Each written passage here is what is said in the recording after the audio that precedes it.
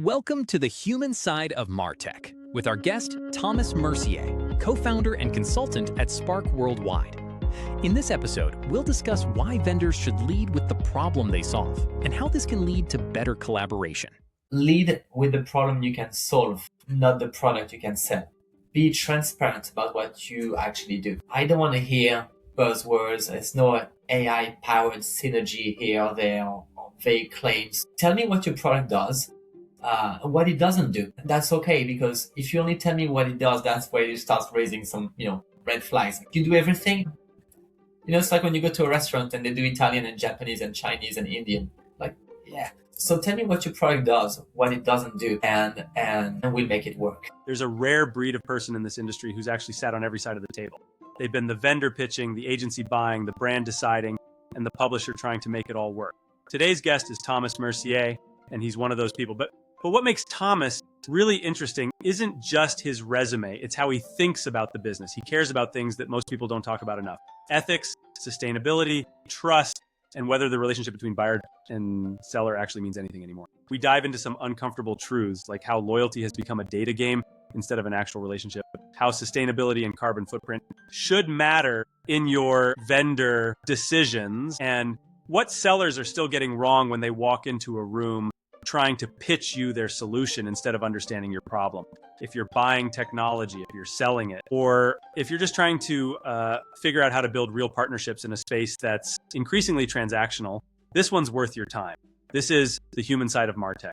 Let's go. Thomas, welcome to the show. How are you today? Hi, Sean. I'm great. Thanks for having me. I'm doing amazing. Great. I'm excited to have you on the show because I think you really bring a unique perspective to the audience, given your career path and the different types of roles that you had. So can you take us through that journey and help us understand how you got to where you are today? Sure. And that my career was definitely not intentional, but in a way it was meant to be. Just to give you some context, I grew up in a family of athletes. And when I graduated from business school, I wanted to be an athlete agent. So I clearly got distracted along the way. But I'm curious by nature, and that curiosity has shaped how my career has materialized. I've been fortunate over the years to work with people who were generous with their knowledge, patient in helping me grow, answering all my questions, mentoring me, and sharing their wisdom and experiences. So as a result, I've consistently ended up knowing a bit more than my role required. So I was never really boxed in a role that was doing repetitive tasks over time. And even though my experience goes across very different parts of the ecosystem, I've always seen a clear connective tissue and a logical progression between each role. So from shopping search engine to lead generation to retargeting to big data on the vendor side, to then agency to client side to being a consultant for a bit, and finally ending up on the publisher side. So the ad tech space, as we both know, is very fragmented, but it's all the same puzzle. And to me, all the pieces, all the roles that I have fit together. It must be an interesting mind shift, right? To go from a vendor to working, in a sort of a pseudo sales role, to working for a brand, to working for an agency. The businesses just run so very differently. It must be an interesting mind shift for you. How do you handle that? Like when you go from one type of role to another?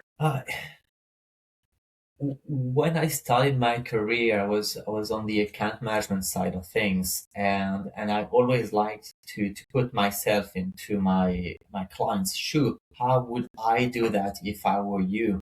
And therefore, I think that's what really triggered everything else. Like me asking myself these questions: what would I do if I was on the other side? And that led to, I want to be on that side. I want to experience it myself as well. That is the part of the journey that I really like.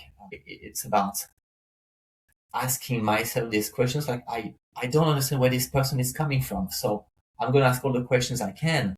And ultimately, some, fate had it that I would end up on this side. I didn't necessarily absolutely seek to move from one place to another, but my curiosity, as I mentioned earlier, just led me naturally down that path. Yeah. So that mind shift was always evolutive. It wasn't like I'm waking up today and I want to be something different. It's just considering all the angles, all the lenses, and ultimately just getting there. Got it. So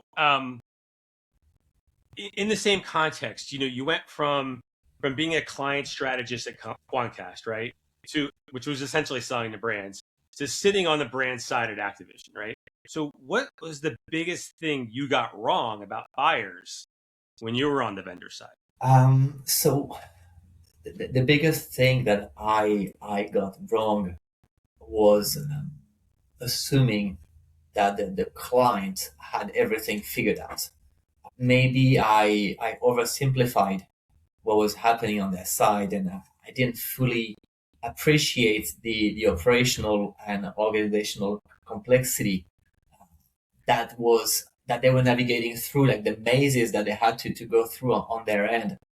No matter the size of the business, there's always moving parts, internal constraints, competing priorities, and I think that's the key here. That shape the decisions in ways that you can't see from the outside. A large majority of the people want to be collaborative, but sometimes the top-down priorities supersede the individual interests. And to me, it's maybe that thinking, well, the answer is easy. I'm only asking a simple question. Why don't I get a simple answer? So I probably missed that part before being on the client side. Yep. And so, and in your last couple of roles, you've met with a lot of vendors, right? What do you think vendors still get wrong today? I'm not saying everyone. I'm just saying when you see vendors and you think about their sales process from start to finish, what do you think they're still getting wrong? I think sometimes is they want to get your attention right away. So it's about saying a buzzword is just having this new way of reaching out to a client is sending me a one-liner or just the subject line that would be more impactful. So they are being very creative because they know that my time is limited and they need to make an impact right away. Sometimes forgetting that you have to be at the right place at the right time. Sometimes in a bit of that luck, but it's sometimes they're trying to sell something without asking what the problem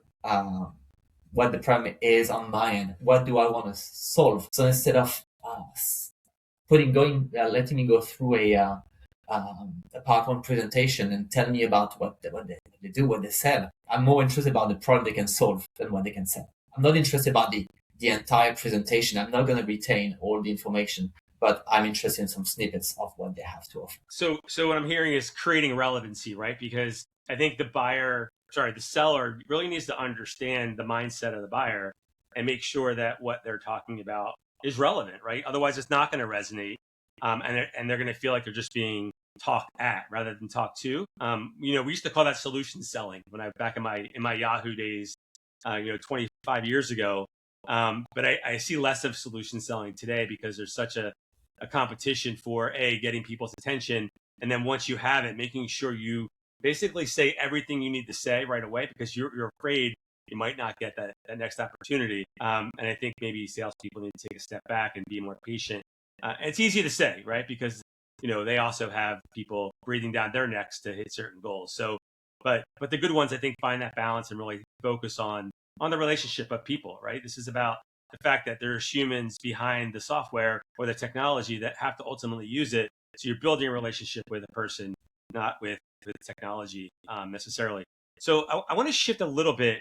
Your most recent role, right? You were at a company called WildBrain.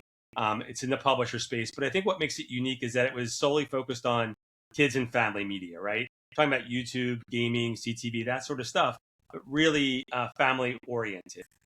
So how did that context shape the way you approach media strategy and the vendor evaluation compared to sort of the more general roles that you've had or the brands that you've worked with that are more mass market? So the made for kids content is definitely let's say, unique space when you come from the agency or an Activision place, because in front of you are just so many solutions. We talked about, the 20,000 vendors or solutions that exist in the ad tech space. WildBrain and all the other made-for-kids content companies operate under strict regulations designed to protect the children. And, working with those guardrails totally aligned with my values around ethics and doing things the right way. But that said, this isn't something that I started considering when I moved to WildBrain. Prior to that, at Activision, one of my roles was to evaluate new vendors. There's always this part of innovation that you need to introduce into a media mix. So I've always been curious about what technologies we could bring in to move the needle slightly. And I would always look at the technology from a consumer's perspective. And one of the examples that I have is that I'm going to call it the mic activation. I'm not going to name the company. But in that example, many apps using the vendor's SDK requested permissions, microphone permissions, without explaining what it was for.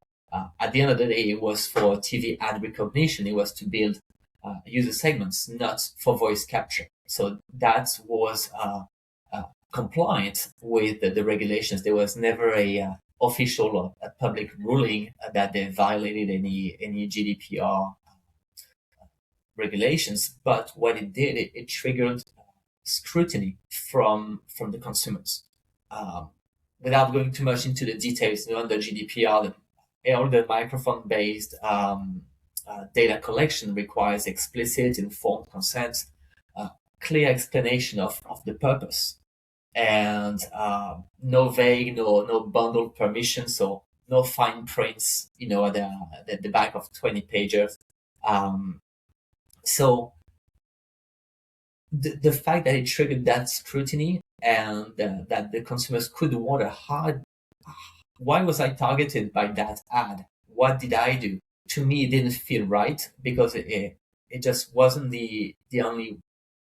It wasn't the best way to run a campaign, especially when we have just so many solutions available to us. It wasn't the only way to be innovative or yield incremental sales. And therefore, that red flag, that personal red flag of the way, the lens I see through things, just reminded me, well, it sounded good in the first place, but it just doesn't sit right for me. Yeah.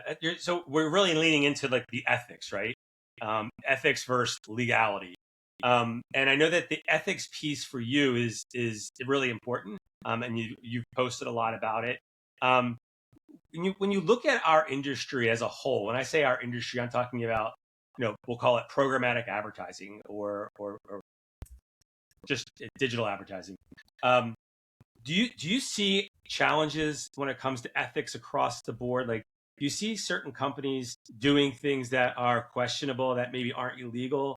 And how do you approach the ethical nature of the business when you're approaching an evaluation for a particular need? So when I hear ethics, what I'm thinking is doing things the right way. Treat the other the way you'd like to be treated. And what that means, if I translate that into business terms, it's that truthfulness, the meaningful disclosure, the fair treatment of audiences, and protecting the health of consumers. Yes, some companies out there don't tick all the boxes. At the end of the day, there's just such a wide range of companies out there that we talk about them because often, the smaller population are the ones that speak the loudest.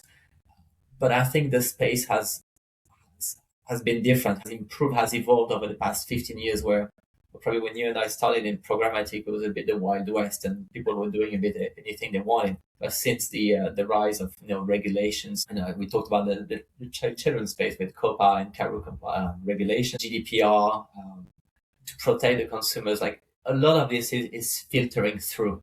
And I haven't been in a situation where I'm like, oh, this is absolutely, a company that is not ticking all the ethics boxes, I don't think can grow over time. So they would naturally, I think, disappear, because more and more of the buyers of the agencies, of GDPR, for instance, like, you know that if the data collected by that vendor, it hasn't been collected, stored, or used in a compliant manner, you are, as a buyer, as liable for buying the solution than the seller is for selling it to you, and that has an impact on your bottom line. So you have to be very careful with this. And each time I introduced new advertisers, so new vendors on media plans, it was never spontaneous. Hey, I got introduced today, and tomorrow I'm going to run it. I still have my spidey senses about ethics and regulations, but I can't. I'm not going to pretend I can do everything by myself. I need to work hand in hand with the privacy and the security teams, with the legal department, to give them a TLDR of what it is that I want to accomplish, why I think that this vendor is ticking all the boxes, and I'm setting the vendor and my internal teams for success by giving all the information, by putting together a marketing use case, so that I can get a stamp of approval from the legal and privacy teams. So yes, go ahead, this vendor is approved internally. It makes everyone's life a lot easier. So, I mean, there's a lot there that I think a seller probably never thought about, right? They're not thinking about how you're evaluating their solution from an ethical perspective. So when you think about your role as a buyer in the different roles that you've had in that position, you think about maybe the first one to the last one, how has your process changed? In other words, how do you go about finding solutions? And then what are you doing to ensure that they meet your standards? So for that, it really is about that process where we're talking about. It starts before I even receive an email from the vendor. I need to understand what tools I already have available. There's no point in reinventing the wheel over and over, because I don't see it. I see this as a slower progress than actually taking the time to look inwards, figure out what we have, and then you look at what you want to achieve and figure out what is missing in the middle. Often these companies, especially when you're Activision, I'm also conscious that Activision, being the biggest gaming publisher in the world, there is vendors tend to come to you as opposed to you having to go and find them. So it really is about sorting them out based on what I want to achieve. And again, with the experience that I've acquired over the years, I have a network that can introduce me, or that presents a solution that they've been using that has worked for them. So in a way, that I'm lucky that I don't have to comb the 20,000 solutions that we have available. I just have a snippet, but I'm also able to curate and narrow down pretty quickly what I want to achieve based on the technology available. If that makes sense. Yeah, I mean, I think it totally makes sense. I think the peer opinions really matter. And I think if you're a vendor selling to somebody who's been in the industry for a while, you can be assured that they have a network, they have peers that they can tap into. And if it's a younger buyer, they might not. But at the same time, if you're a younger buyer, you should probably find some mentors in the business that can help you accelerate the way you think about this process, and how you'll probably think about it in 15, 20 years, so that you don't have to go through the pain that maybe some other people have gone through. And I have to imagine, like, when you were at OMD or Activision, like, I have to imagine there's a lot of vendors, right, that were reaching out to you, like you said. And I have to imagine that there was a lot that were competing for the same budget, right? So how do you manage that, right? How do you handle that? I think about, if I put myself in your shoes, I think about, okay, here's a guy, he's running a media business for a brand. He's getting inundated. He's probably getting dozens of emails a day, LinkedIn messages, and you're somewhat reliant on those vendors to learn about what's going on in the business, in their particular spaces. So how do you manage that? How do you like set aside a certain amount of time? Do you take it as it comes? If you have time, you look at it. Like, talk to me about how you manage that process? So you actually answered your question in a way where it's about time. It's about being organized. But back in my early days when I was managing a book of business, I had dozens of clients at the same time, and I didn't have the time to call them all. But what I did was I put together a cluster analysis. I looked at the trend, like how much they were spending, what potential they had, and so on. So it gave me the opportunity to say, I'm going to call these clients over here. These ones I'm going to email, and the others I'm going to correspond with them once every other week, for instance. And that process, that organization, I've taken with me through my different roles. I like you said, I don't have the time to look deep into what if in the middle of my day and I have a media plan to build or have some important meetings to attend. I can't do that. However, what I can do is to set aside some time every week, because there's never an urgency of today I need to find a new vendor for tomorrow. But what I can do is block some time in my calendar and say, now for X amount of time, I'm going to just go through my emails and I'm going to forget about everything else unless, there's a fire. But I'm going to focus on new vendors and see if one of them is a nugget that I had not considered in the first place. It's important. I always try to respond to all the emails, even if it's to say, sorry, I'm not interested for X and Y reason. We already have what we need. Thank you very much. Goodbye. I've been on the other side and I want to be respectful of everyone's time. And I think it goes a long way to be just a one line, sorry. Oh, not now. Sorry, I'm in the middle of something. Get back to me next quarter. And next quarter, I can look into that. But if I'm not interested, there's no point in either ignoring, because you can get further emails and it just wastes everyone's time. But this is the part of making sure that you dedicate some time. If you are in ad tech, if you're in media planning, I've always heard, the definition of folly is doing the same thing over and over and expecting a different result. Well, I find out that if you do the same thing over and over, ultimately you will get a different result because your performances are going to start dipping. You need to constantly bring in some new ideas. And because of that, because you want the best performance, whether it's for your client on your agency side or for yourself when you have skin in the game and you're sitting in the client's chair, you have to take the time to keep a pulse on what's out there. It doesn't mean spending 10 hours a week on new technologies, but it means at least just getting through the grapevine, getting through your trusted network, having your inner lens, whatever it is, but you need to have to dedicate the time for new technologies. Yeah, 100%. And there's so many ways to do it, right? I mean, there's some good sites out there. There's trade shows, there's industry events. I mean, you're sitting in LA, so you've got Think LA and some other organizations that obviously spend a lot of time in LA, depending on the industry. So when you decide to take that meeting with a vendor for the first time, someone you don't really know but you want to learn about what they're doing, how do you? This might be a hard question, but how do you determine whether they're credible or not? Right? Because there's so many companies out there, right? I'm not talking about sitting down with Viacom. I'm talking about sitting down with one of these early stage companies that's doing something really interesting. At least it sounds like they are. They come into your office, they sit down across from you. What are you looking for to determine if they're a credible, not only person, but solution? Yes, that's a tough question. Credibility is a very subjective thing. And a new solution comes to you, you never heard of them before. It comes down to being prepared and doing your homework. Before they come in, you have to make sure do you need it? It's only a good deal if you need it. It's about that credibility.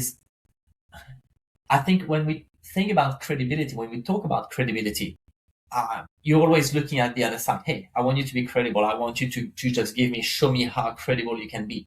And you forget the other part of the equation, which is the me part of it, not in a selfish way, but what I always tell the vendors is, I want to set you up for success.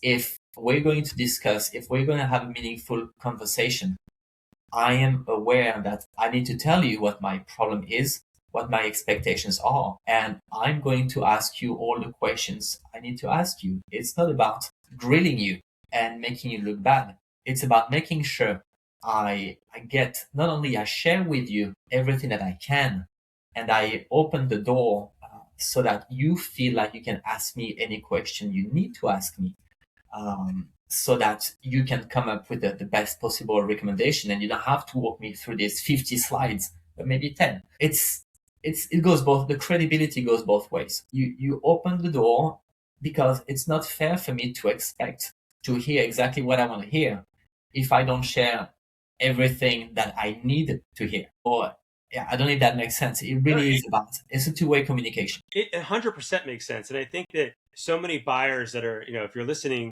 I think it serves them well. I think there's a fear from buyers that if I'm too transparent, if I give the vendor too much information, that they're going to use it against me. And I think it's the opposite. I think if you give the vendor what your expectations are, what your pain points are, what your needs are, where you're struggling. You said it a second ago, it's only a deal if I need it, right? If they don't need it, then don't try and force it, because all you're going to do is ruin your own reputation if you're the vendor. But if you're the buyer, I think it serves you well. The sooner you can be transparent with the vendor in terms of, okay, I use this vendor, or I have this problem, or not right now, or I don't have any money, whatever it is, like, be transparent and help them understand your business, your needs better, then they can help you determine whether their solution's a good fit or not. And you'll be able to tell if they're trying to like squeeze something in. But if that ends the conversation early, that's okay, because no one feels like they're wasting their time. I think what's worse for a vendor, I think what feels worse to a vendor is when the buyer had never had any intentions of ever doing anything with them before they even knew what they did, and they wasted an hour of their time, right? So I think it does cut both ways. And I think it's a mutual respect that I think this industry used to have.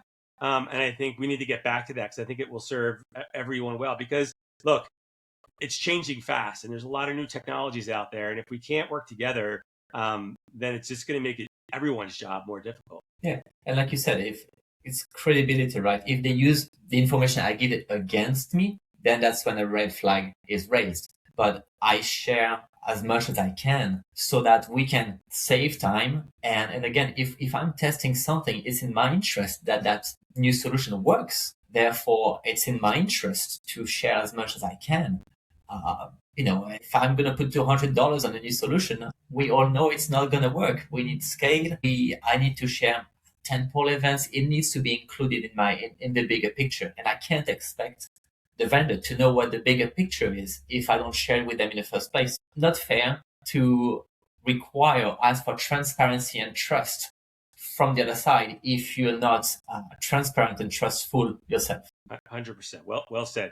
Let's take a little bit of a shift toward more of the industry and less about your specific experiences. So if you were to go to a trade show today, I don't know if you've been to any recently, but if you were to go to a trade show like a Shop Talk or to eTail, and you walk the floor, or even if you just picked up your phone and scrolled your LinkedIn feed, what's that one trend or buzzword that you think is genuinely changing how brands operate? One that's not just noise. So what I believe is something that agencies and advertisers in general always have is their North Star, is their consumers. That's what they do. That's why they do everything they do, is to sell a product or a solution. When I was at Cambridge University to follow a course on business sustainability management, there were discussions about Gen Z, Gen Alpha, about to pour trillions of dollars into the economy, and that their decisions were based on whether the brands were ethical, sustainable, because that's what drove them to make a purchase or just focus on one brand. That the shift, loyalty, is not something that I think is very trendy anymore. You don't have someone who, if you trust a brand, if you go with it, but suddenly they do something that's very unethical. We're not going to dive too much into it, but Facebook a few years ago, when they had misinformation or hate speech issues, a lot of companies, big companies, including Activision, Nike, and others decided to boycott the platform. My point is, it doesn't matter how many years you followed a brand or a solution or a partner. If at some point they cross a line, you as a consumer can always say, no, not interested anymore. Patagonia is amazing when it comes to sustainability and what they do and the quality of their products. So they've had great traction over the past few years. But ultimately, going back to consumers is understanding what the consumers are going through. And now that loyalty to me has disappeared a bit, the question we need to ask ourselves is, are we going still to be in a trust-based marketing playbook? Is that going to change now that we look at sustainability, ethics, or are we shifting towards something a bit different with the rise of AI? With the rise of AI, it's getting harder and harder to understand and to differentiate the truth from the rest. Deepfakes, influencer marketing, that it still doesn't have all the regulations that exist in other parts of the ecosystem. It's hard to trust brands nowadays. So the question is, what is going to be the next thing tomorrow? And I think here, consumers focusing on us, consumers, what triggers them, and is it going to be attention? Is gaining their attention going to be the next thing for Gen Alpha?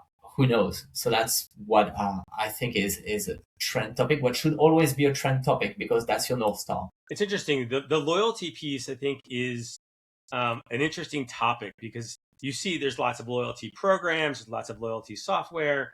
And everywhere I go, I'm getting a punch card or there's an app and I'm getting points tied to my phone number. I don't even know all the programs that I'm, part of, because I went out to a burger place last night. Apparently I have a loyalty program there. I put in my phone number at checkout. It's like, thank you for being a loyal member. I'm like, man, I haven't been here in 6 months, but okay.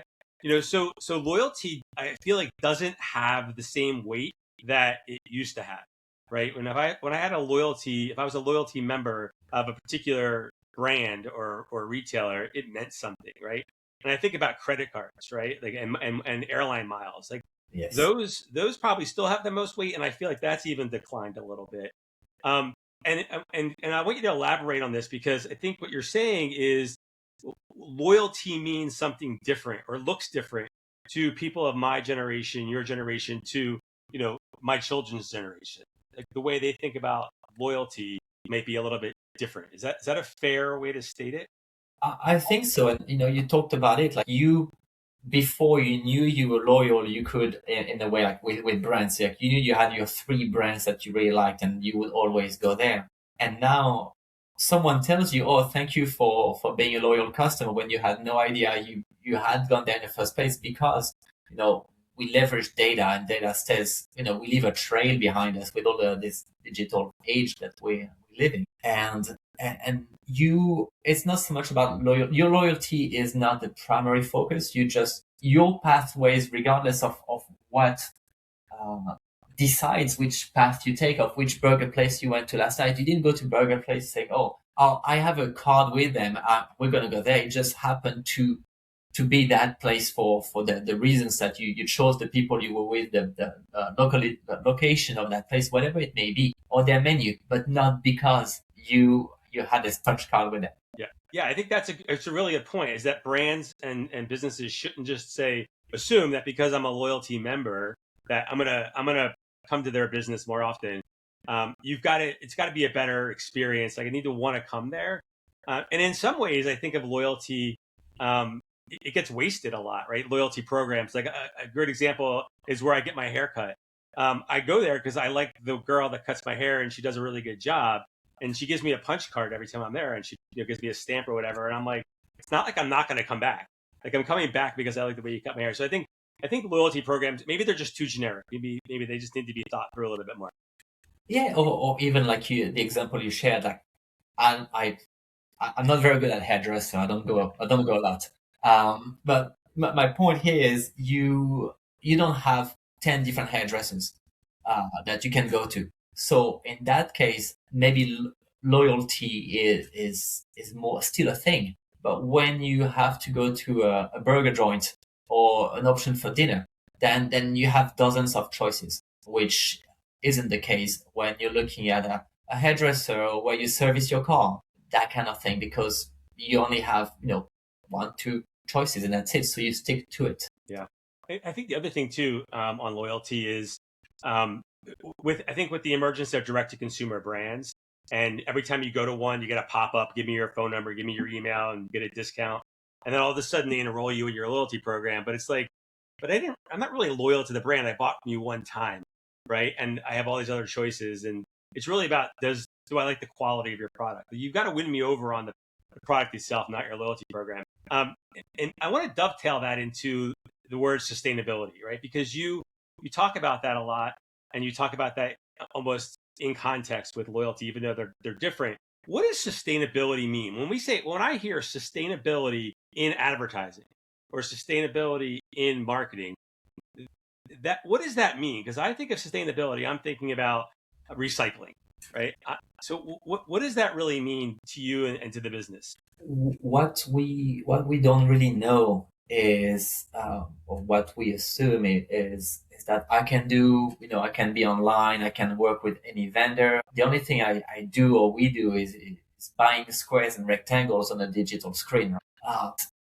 Beyond that, you have servers and cloud and everything where your data is stored and server and so on. These systems need electricity, need energy to function. And that energy in the US, about 60% of it is coming through fossil fuels. So the more energy you need, the more cloud-based solutions, the more servers are required, the more fossil fuel and the more it impacts your carbon emissions. And when I was at Activision, my role was to build the sustainability framework to decrease the carbon emissions that came from performance marketing. And we had done some studies, and it turns out that about 25% of carbon emissions came from performance marketing alone. And I'm talking across the whole umbrella of Activision, Blizzard, and King. I was surprised by it. At the time, I wasn't so much involved into sustainability, which is why I went back to Cambridge University to better understand what sustainability means and get the bigger picture so I can speak with sustainability officers, but at the same time, working with experts in our space, companies like Net Zero or Scope 3 or Sedara, companies that help buyers and agencies, clients, understand what their carbon footprint is. And I think once you start looking into that, you're like, oh, hang on, you can't really go back. You can't ignore it after. You have to, that's the curious me, right? Wondering, well, is that partner more or less sustainable than other? Like, what are their carbon emissions compared to the others? And when you look at a private marketplace, all the publishers that you work with, they all have a different carbon footprint because of the technology they use. Like I said earlier, servers or even all the way down to coding. It has an impact on their carbon footprint. And what we did at Activision was looking at the entire spectrum of publishers that we worked with. And we were able to, through one of the sustainability partners that we had, understand what our benchmark was for carbon emissions.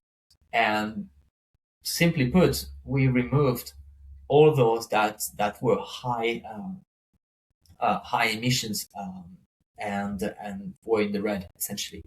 And what we did was decreasing the number of publishers we had by close to half.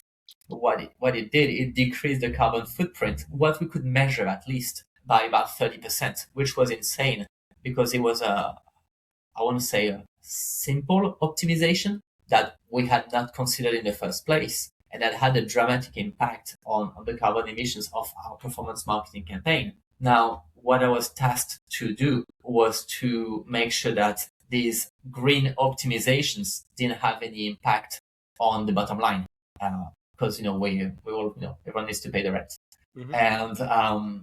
And so I won't go into too much details, but what we did was comparing what was with and without, and run A/B testing. And it turns out that removing the publishers that were carbon intensive didn't have any negative impact on the return on ad spends. We were still doing the same, but if anything, it increased, it got a bit better. and we're touching now on supply path optimization and so on. But like everything you do, when you optimize campaigns, sometimes the benefits show up in more ways than just one. And in this case, like, yes, the ROAS got better, but sustainability was also like the carbon emissions went down big time. So this is an important topic for a vendor that wants your business, right? What does a vendor need to do in order to meet your requirements, right? To say, okay, before I reach out to Tomas, before I reach out and I try and show him how my technology, my platform, whatever can help his business, what do they need to do so they can come to the table on that first meeting and be like, look, Tomas, we are sustainable.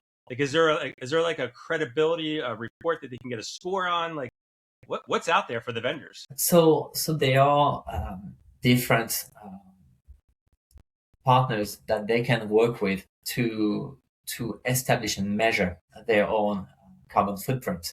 And the industry, the sustainability in ad tech is still maybe I won't call it nascent anymore, but maybe it's still a toddler. There's still a lot to figure out. Measurement is changing as we discover new things. But the only thing, what we can do, the best we can do right now is being curious and ask these vendors, and again, those that come up that we hear the most about are Scope 3 and Cedara. Ask them, just connect and plug into them and be like, well, what's my carbon footprint? So that's something that you can take to the advertisers or the agencies, and more often now it's added into the RFIs. What's your sustainability roadmap? What are your carbon emissions? At least that's something that I was adding into the RFIs that I was putting together.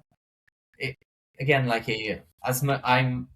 I love to focus on this, but it cannot be the only tool. And when we had partners, I mean, if you work with a Google and Amazon, it's very difficult to get these answers because these are much bigger boats. They're much bigger partners. They have their own ecosystem, their own universe, but they are doing a lot of efforts as well. Like when I was in the working groups with AdNet Zero, the top companies, the biggest companies, were out there trying to figure things out. So everyone is making an effort in there.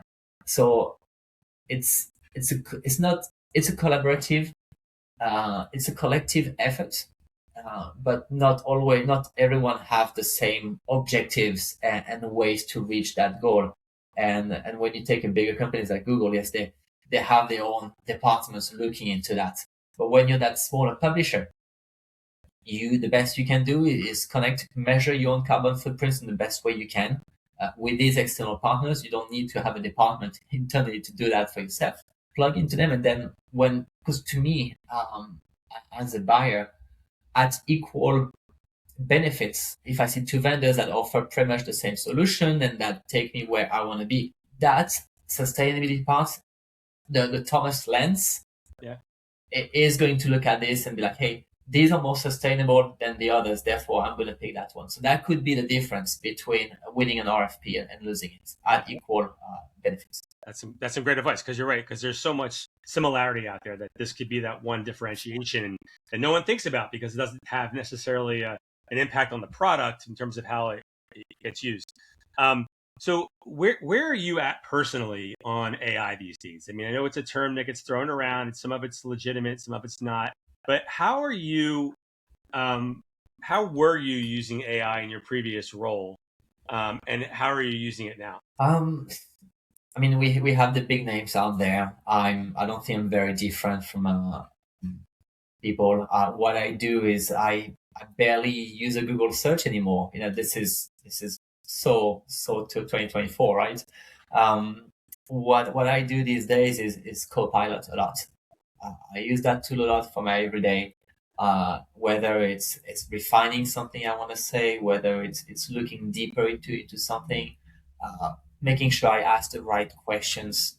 So it's my Wikipedia. It's my personal Wikipedia as I go through it a lot. And the other one is Claude. I'm not sure how people call it. That should be a French thing, right?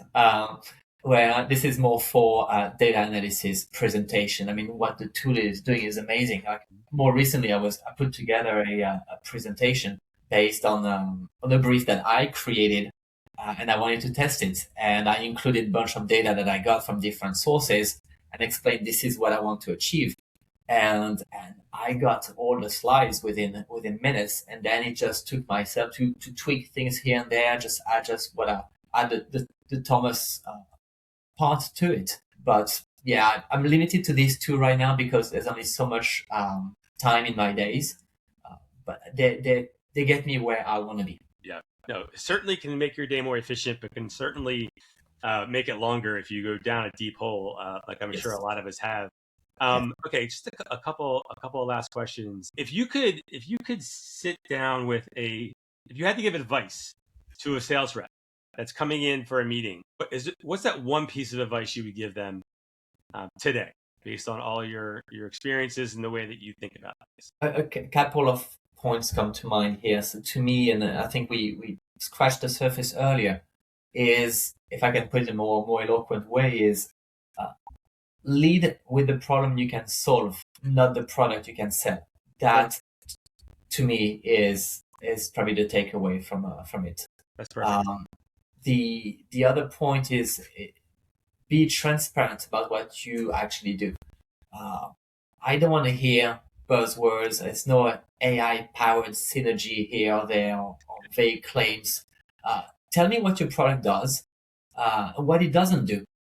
That's okay, because if you only tell me what it does, that's where you start raising some, red flags. You do everything. It's like when you go to a restaurant and they do Italian and Japanese and Chinese and Indian. Like, yeah. So tell me what your product does, what it doesn't do, and we'll make it work. Maybe the last advice is treat it like a partnership, not a transaction. I'm not buying a tool. I'm invested in the relationship. As I said earlier, I want to set you up for success. So it goes both ways. But if I'm an open book, you have to be one too. Show me that you understand my ecosystem, and that you will still be there after the contract is signed. Because sometimes the seller just goes, "Hey, boom, signed," and I'm going to transact like my account manager here, my account manager there. But essentially, you built that initial relationship with the seller. So I think it's important, at least for a little period after, to reassure me and say, "Hey, now that I've built that relationship with you, I'm going to stick around a bit longer. I'm not going to just send you over to the account manager, who is probably an amazing person as well, but I don't know the person, whereas I've just built up with you." Yeah, I have to build that foundation. I've always compared that process to dating, right? Like, you can't walk into a date and be like, "Marry me," right? You want to walk into a date, you want to get to know them, make sure there's a good fit. It seems interesting. Let's have a date. Let's try something. Let's try something else. Let's expand on that. Okay, now let's get married and go into a full annual contract. Don't ask me for the full annual contract before you even had dinner. So, all right, last question. And I ask this to everyone. What do you know now that you wish you could have told yourself on day one of your career? I always think about what I could do better. Sometimes I find it difficult, and I'm working on it. But I find it difficult to look at, what I've done here is good. This is what I could have done better. And I always start with that angle. And, sometimes it's good to be able to look at what you've done well. But what I would tell my younger self is, don't assume that everyone else knows what you don't. Because in our space, there's a lot of exploration that needs to happen. And therefore, all these questions need to be asked. And sometimes you're in a room with a lot of other people, and you don't want to share or ask these questions when you're younger and you have a bunch of other people, and you're like, yeah, maybe everyone else knows that, but it's not the case. So if you have me telling younger Thomas, it's just go with it. Don't assume. Maybe everyone in the room wants to ask that question, but they just don't dare. So dare. It would be maybe my advice. I mean, be curious and don't assume. I think that's great advice to your younger self and to everyone listening. So we'll wrap it there. I really appreciate your time, Tomas, and having you on the show. This has been a lot of fun, and I wish you luck. Well, thank you, Sean. I really appreciate your time as well. It's been fun, and always a pleasure chatting with you. All right. Take care. Bye. One of the big challenges in MarTech is figuring out which vendors actually fit your business without wasting time on calls and research. That's why we built Blurbs. Now head over to www.blurbs.io to explore vendor categories you're interested in. Create a Blurbs brief, tell vendors what you're looking for, and do it all anonymously. Get real answers from people who actually understand what you need. Want more episodes? Find us at themartechmatrix.com or YouTube. And subscribe wherever you listen, Apple, Spotify, or your favorite podcast network. Thanks for listening to The Human Side of MarTech. See you next week.